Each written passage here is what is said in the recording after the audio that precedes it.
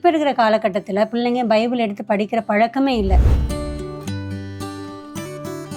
படிக்க வேணான்னு சொன்னா நானே பாவியாயிரேன்.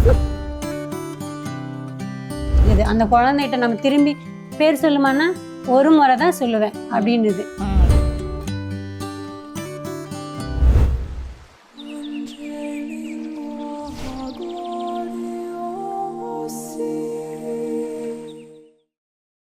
வேரிதாஸ் தமிழ் பணியின் இனிய இதயங்களே, நான் உங்கள் அருட் சகோதரி ஜோஸ்பின் பிரைடா.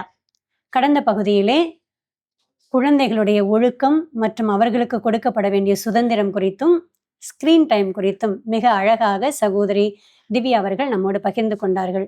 இதோ இந்த அமர்விலே ஒரு சில நல்ல கருத்துக்களோடு பகிர்ந்து கொள்ள நம்ம மத்தியிலே வந்திருக்கிறார் சகோதரி அவர்களை நாம் வரவேற்போம்.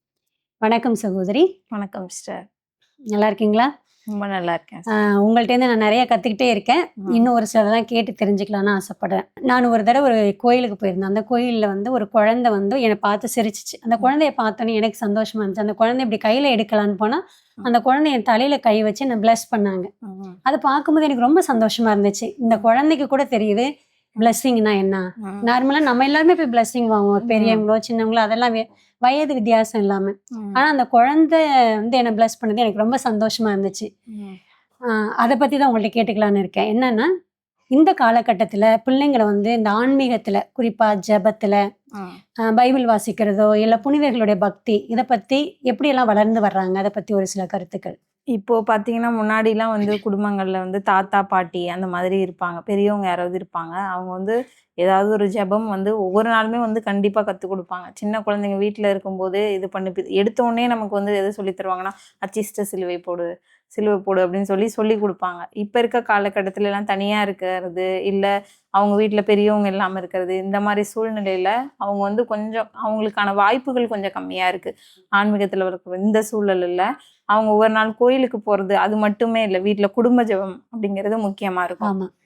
குடும்பம் ஜெபம் சொன்னாங்க அப்படின்னா கொஞ்சம் அவங்க இன்னும் சரி, இதுல நம்ம ஒவ்வொரு நாளும் பண்ணணும், காலையில எழுந்த உடனும் சரி, நைட்டு படுக்கும் போறதுக்கு முன்னாடியும் சரி, நம்ம ஜெபம் செய்யணும் அப்படிங்கிற உணர்வு அவங்களுக்கு இருக்கணும், ஏற்படுத்தணும் அப்படிங்கிறது இருக்கு. ஒவ்வொரு வீடுகளில் பண்ணிட்டு தான் இருக்காங்க. நிறைய வீடுகளில் பண்றாங்க. ஒரு சில வீடுகள் இல்லை வேலை அப்படி இப்படின்னு ஓடிட்டு அதை ஸ்டாப் பண்ணிடுறாங்க, இல்லை செய்யாம விட்டுறாங்க. அந்த மாதிரி விடும் பொழுது அந்த ஆன்மீக காரியங்கள்ல உங்களுக்கு ஈடுபாடு கொஞ்சம் கம்மியா இருக்கும். போனாலும் ஓகே, சர்ச்சுக்கு போகலாம், போகாமலேயும் இருக்கலாம் அப்படின்ற ஒரு மைண்ட் செட்ல தான் வளருவாங்க. அது கரெக்டான மனநிலையா இருக்குமான்னு கேட்டா இருக்காது. கண்டிப்பா இப்ப இருக்கிற தலைமுறைகளுக்கு அது பெரிய கொஸ்டின் மார்க்கு தான் நான் சொல்லுவேன். ஏன்னா சின்ன வயசுல முன்னாடி நம்ம இருக்கும் போதெல்லாம் அருள் நிறைந்த மாதிரி அம்மா சொல்லும்போது நம்மளும் சேர்ந்து சொல்லுவோம். அம்மா விட சத்தமா சொல்லணும்னு ஆசைப்படுவோம். ஏன்னா எனக்கு தெரியும் அந்த பெருமை. ஆனா இப்ப இருக்கிற குழந்தைங்கள்ட்ட அந்த விதமான ஒரு ஆர்வமோ அந்த ஜெபத்துல அல்லது ஆன்மீகத்தை வளர்றதுக்கான போட்டி மனப்பான்மை இருக்குதா அப்படின்றது கேள்விக்குறிதான். ஆனா ஒரு சில பேரண்ட்ஸ் நல்லா பண்றாங்க. ஒரு சிலர் நாங்களுமே பாக்குறோம், மறைக்கல்வி வகுப்புகளுக்கு போவாங்க. பிள்ளைங்க போறப்ப ஒரு சில குழந்தைங்க வரவே மாட்டாங்க. ஏன்னா அவங்கள அனுப்ப மாட்டாங்க வீட்டுல இருந்து, எதுக்கு போயிட்டுன்ற மாதிரி. அந்த ஹோலி கம்யூனியன் வாங்குறப்பதான் ஒரு சிலர் வருவாங்க. நிறைய பங்கு ஃபாதருங்கெல்லாம் திட்டுவாங்க, எதுக்குமே எந்த கிளாஸ்க்குமே வர்றதில்ல, சர்ச்சுக்கு வர்றதில்ல, உனக்கு ஏன்னா கொடுக்கணும். மேரேஜ் அப்போ நிறைய பேர் நம்ம அதையும் பார்க்குறோம். மேரேஜ் அப்போ கோயிலுக்கே வராதவங்க மேரேஜ் பண்றப்ப அதையும் சொல்லுவாங்க, ஃபாதர்ஸ் ஏன் நீங்க வர்றதே இல்லை அப்படின்னு. இந்த மாதிரி வளரும் போதுதான் கடைசி வரைக்குமே அவங்க வராத ஒரு சூழ்நிலையா தான் இருக்கும். இன்னொன்னு என்னன்னா, இப்ப முன்னாடி எல்லாம் பேர்கள்லாம் பாத்தீங்கன்னா, கிறிஸ்தவர்களுடைய பேர்கள்லாம் பாத்தீங்கன்னா, அந்தோணியம்மா, அந்தோணிசாமி, ஆரோக்கியசாமி அப்படின்னு புனிதர்கள், குறிப்பா சிசிலியம்மா, சூசையம்மா, ஜோசப், அது மாதிரி வைப்பாங்க. ஆனா இப்ப இருக்கிற பிள்ளைகளுடைய பேரெல்லாம் பார்த்தா நம்ம வாயிலே நுழையிறது இல்லை. அது புரியவே மாட்டேங்குது. அந்த குழந்தைகிட்ட நம்ம திரும்பி பேர் சொல்லுமான்னா ஒரு முறை தான் சொல்லுவேன் அப்படின்னுது. அதை பத்தி நீங்க என்ன நினைக்கிறீங்க? அது பத்தினா அவங்க அடுத்த தலைமுறை சுருக்கி வச்சுக்கிறாங்க அப்படின்றது. அந்த மாடர்ன் டெக்னாலஜிக்குள்ள போக வேணாம்னு நினைக்கிறேன். ஒரு சிலரோட ஆனந்தத்தை எடுத்துட்டு வராங்க. இப்ப ஆரோக்கியசாமி அப்படின்னா ஆரோ அப்படி சுருக்கி வச்சுக்கிறாங்க. பெருசா வச்சாலும் ஒன்றும் ப்ராப்ளம் இல்லை. பட் அவங்க என்ன திங்க் பண்றாங்க அப்படின்னு தெரியல. ஷார்ட்டா வச்சுக்கணும், ஸ்டைலா கூப்பிடணும் அப்படின்ற ஒரு இதுல அப்படியே ஃபாலோ பண்ணிட்டு வராங்க. ஃபுல்லா வச்சா நல்லா இருக்கும். என்ன விசுவாசம் அப்படின்லாம் வைப்பாங்க. விசுவாசம் நல்ல பேரா தானே இருக்கு, அந்த மாதிரி பண்ணா நல்லா இருக்கும். இன்னொன்னு இந்த பைபிள் படிக்கிறாங்க இல்லைங்களா, முன்னாடியெல்லாம் படிப்போம். பைபிள் கண்டிப்பா படிக்க சொல்லுவாங்க. நம்ம படிக்கிற பிள்ளையா இருக்குமுன்னா, வீட்ல குடும்ப ஜெபம் சொல்லும்போது அம்மா சொல்லுவாங்க, பைபிள் எடுத்து நம்ம கையில குடுத்து படிம்மா அப்படி ம். சொல்லுவாங்க. ம். நம்ம படிப்போம். நம்ம தப்பா படிச்சாலும், என்ன படிச்சாலும் பாராட்டுவாங்க.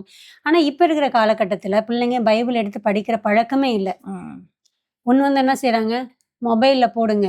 அது வரும் தானா ம். அப்படின்னு சொல்றாங்க. ம். புத்தகத்த எடுத்து படிக்கிறதுக்கும் கஷ்டப்படுறாங்க. ஒரு பைபிள் எடுத்து படிக்கிறதுக்கு கஷ்டப்படுறாங்க. ம். அந்த பிள்ளைங்களுக்கு நீங்க என்ன சொல்ல விரும்புறீங்க? பைபிள் படிக்கணுன்றீங்களா? படிக்க வேணான்றீங்களா? படிக்க வேணான்னு சொன்னா வந்து நானே பாவியாயிடுவேன். பைபிள் வந்து ஒவ்வொரு நாளுமே கண்டிப்பா ஒவ்வொரு நாளும் படிக்க வேண்டியது. எங்க எங்க குடும்பத்திலே வந்து நான் வந்து கிளம்பும்போது வந்து படிக்கிறதில்ல, கிளம்பிடுறேன். பட் எங்க கணவர் வந்து கிளம்பும்போது படிச்சுட்டு தான் கிளம்புவாங்க.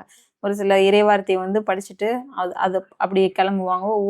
ஒவ்வொருத்தரும் அப்படி மாறணும் அப்படின்னு தான் நினைக்கிறேன். ஒவ்வொரு நாளும் படிக்கணும். குழந்தைங்க பெரியவங்க மட்டும் இல்ல. சின்ன பிள்ளைங்கள்ல இருந்தே அத கன்டின்யூ பண்ணாதான் பெரியவங்களும் அப்படி ஃபாலோ பண்ணுவாங்க அப்படின்றது. பெரியவங்க வரைக்கும் ஃபாலோ பண்ணுவாங்க அப்படின்றது. ஓகே. ம். ஏதாவது விவிலிய கதைகள் எல்லாம் ம். இயேசு சொன்ன உவமைகள்லாம் நெறைய இருக்கு இல்லைங்களா? அத ம். பத்தியெல்லாம் நீங்க ஏதாவது உங்க பிள்ளைங்களுக்கு சொல்லிக் குடுத்துருக்கீங்களா? சொல்லிக் குடுப்பேன். இந்த சக்கேயு கதை, அந்த மாதிரி ஒரு சில கதைகள், கடுகு உவமை, அந்த மாதிரி உவமைகள வந்து சொல்லிக் குடுக்குறது உண்டு. சின்ன வயசுல இப்ப ஸ்கூலுக்கு போறனால அவங்க எனக்கு சொல்ல ஆரம்பிச்சுட்டாங்க. ஆ. கேட்டிசம் கிளாஸ்லாம் போறப்ப அவங்க அங்க சொல்ற கதைங்க, அதெல்லாம் இப்படி அவங்க டவுட்ஸ் கேட்பாங்க இப்பலாம். இப்ப அங்க ஸ்கூல்ல, சர்ச்ல ஏதாவது சொல்றாங்க அப்படின்னா, இவங்க செயின்ட்டா? இவங்க என்ன செயின்ட்? இவங்க நேம் என்ன? அப்படி அந்த அந்த நோண்டி நோண்டி கேட்கறது வந்து இப்பதான் அவங்களுக்கு வந்திருக்கு. எனக்கு ரொம்ப சந்தோஷமா இருக்கு. அதுவும் குறிப்பா வந்து பிள்ளைங்க வந்து ஆன்மீகத்துல வளர்றாங்க அப்படின்னு சொன்னீங்க. நெறைய டிராபேக் இருந்தாலும் ம். அட்வான்ஸா பிள்ளைங்க போயிட்டு இருக்கிறாங்க. இப்ப நீங்க சொன்னீங்க கேட்டிசம்ல என் பிள்ளை கேட்டிசம் போகுது. ம். அங்க சொல்ற கதையெல்லாம் என்ட்ட திரும்பி கேட்கறாங்க. டவுட் கேட்பாங்க. டவுட் கேட்கும்போது எனக்கு சந்தோஷமா இருக்கு அப்படின்னு சொன்னீங்க. ஸோ உங்க குழந்தைங்க வந்து ஆன்மீகத்துல வளர்றாங்க அப்படின்னு நான் நம்புறேன். தொடர்ந்து எல்லா குழந்தைங்களும் இது மாரி ஒரு ஆன்மீகத்துல வளர்றத நான் ரொம்ப ஆசிக்கிறேன். ஸோ நிச்சயமா. உங்களுக்கு வந்து மிக்க நன்றி. மீண்டும் அடுத்த தொடரில் உங்களை கண்டிப்பாக சந்தித்து இன்னும் முக்கியமான கேள்விகளை எல்லாம் கேட்க விரும்புகிறேன். நன்றி. நன்றி சிஸ்டர். வேரித்தாஸ் தமிழ் பணியின் அன்பு உறவுகளே, இதுவரை நாம் நம்முடைய சகோதரி திவ்யா அவர்களோடு குழந்தைகளை எவ்வாறு ஆன்மீகத்தில் வளர்க்க வேண்டும், குழந்தைகளுக்கு எவ்வாறு விவிலியத்தை படிக்க வைக்க வேண்டும் என்று மிக அழகாக நம்மோடு பகிர்ந்து கொண்டார்கள். மீண்டுமாய் அவரோடு அடுத்த நிகழ்வில் நாம் பங்கேற்க இருக்கிறோம். அதுவரை தொடர்ந்து இணைந்திருங்கள். நன்றி. ரேடியோ வெரிதாஸ் தமிழ் சேனல்ல இருக்க மேலும் பல வீடியோக்களை பார்க்க லைக் பண்ணுங்க, ஷேர் பண்ணுங்க, சப்ஸ்கிரைப் பண்ணுங்க. மறக்காம பெல் ஐக்கனை கிளிக் பண்ணிடுங்க.